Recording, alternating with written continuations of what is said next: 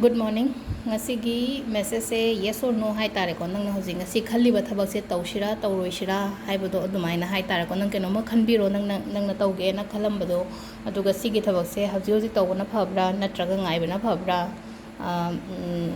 tawshi haidi yes or no hai tare ko sengna hara kanda dia ado sidagi haidi cartridge maina hana khaido thame ko khaido ga thame be sidagi haidi sida dum nung tigit maina haidi aham bagisna 1 ani subagisna 2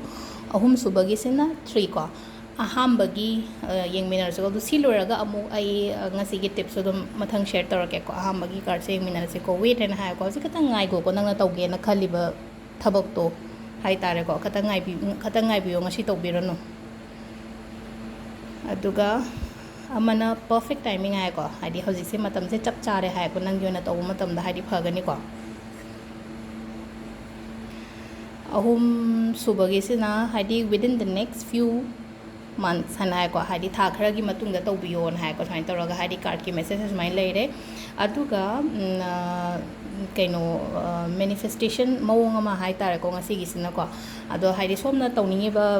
kaino se hai tare ko haidi nang na haji khan ba pot hai tare ko khan ba pot se spell hai tare ko si su spell makhala mane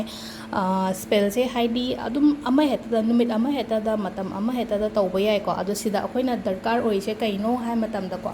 kolom angang ba ma darkar oi gani ko haidi machu amuk hanga anu ko haidi comment kai da haidi aina red machu hai se haidi blue na ya bra green na ya bra haidi red ama khatang le biol pa manga pe ba tara pe bam khatang ko angang bana tawbiyo ba haidi magi machu ke ka su lei ri ba koina spell gum ba taw matam da ko aduna haidi blue na ya gadra black ti sung dok tawbiranu ko ado ngasi gi na di especially red machu ko ado sida akoina manifest tawba ya ba se kai kai no hai ma tam da nang gi thabak hai tar ko job ki matang da dream job ne hai se yum saba ngam da na ga haidi leiba leina ko haidi yum gi oira ka na home kai na ko adaina ibi ga tam ne ko adagi relationship ki sida haidi relationship sida haidi relationship iraga relationship ki mana haidi love iraga ngasai gi bracket tu gi manung da nang na keno tawriba nang nusijariba mido adugi maming gumba iba yai ko ado haidi iba matam da ko visualize tawgadam ne ba haidi ai sigi mi siga haidi ibaini phadana leimine ne natraga sigi ai gi job se hojik ai thabak tawba haure khotle yum sare yum manung da change khotle kamai haidi adumaina hai tar ko aduga ngasi gi na i gadaba mafam se kadai de i gadam no hai matam da ko khong yet ki khongya da hai tar ko khongya se sine na khanbira se ko haidi khongya se da nang ne i gadab se kai no hai matam se da ko job hai ne na ko job sigi haidi bracket to manung da haidi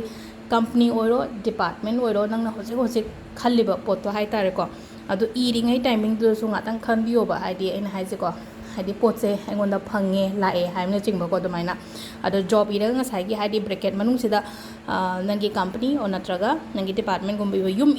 yum gi haraga ko haidi yum haraga no home haina ira suai ko haidi flat gumba leiba gi planning leraga na haidi flat haina ira suai adegi banglo gumba haidi saning ba ko ningba leina ko phajana ga saba adu maina ira su ka aduga relationship ki matang dana love haina iraga bracket manung da nanga nangna kaino tawriba mi do admire tawriba mi do hai tare ko adu ibi be ai ko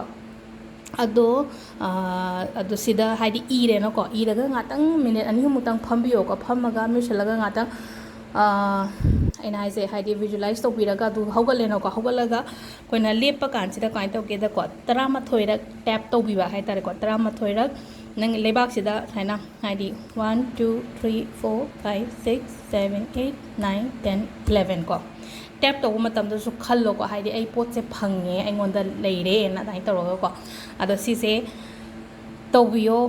yam thuna dum result phangani ko sima so ado haidi manifestation aina na amuk manifestation to gyum hojikbu result lak manifestation ni haidi keep on manifesting higher ani da haidi aina haina ko haidi manifestation cam na te it's a law of attraction ne ko law of attraction haira gadi science ki matang do su la ani ko mo akoina chingchen bagi power se yamna kallinge hai tare ko hang engon da poto la kani ba na tabida amuk tang manifest tawra tha mari mamang da manifest tawra hajibu ai manifestation ki result phangdri hai dadi adu nukti gi tawba ma darkar oiba aduna ne aina makhal happy se ko hadi nang na tawgiba me ama hadi ai du mamang gi da ma tawgre du na mathang ngasi gi ama hayeng gi ama hangchet gi ama hadu nai tawra sum ano ba hapa matam da so akoina keno ta du ga si je one time khatang ni ko amuk hana tawbi ganu ko amuk khatang tawbi ko life ta hadi one time spell loi do ni ko ꯑꯗꯣ ꯁꯤꯗ ꯂꯩꯔꯦ ꯉꯁꯤꯒꯤ ꯚꯤꯗꯤꯑꯣꯁꯦ ꯃꯌꯥꯝ ꯐꯖꯅ ꯂꯩꯕꯤꯌꯣ thank you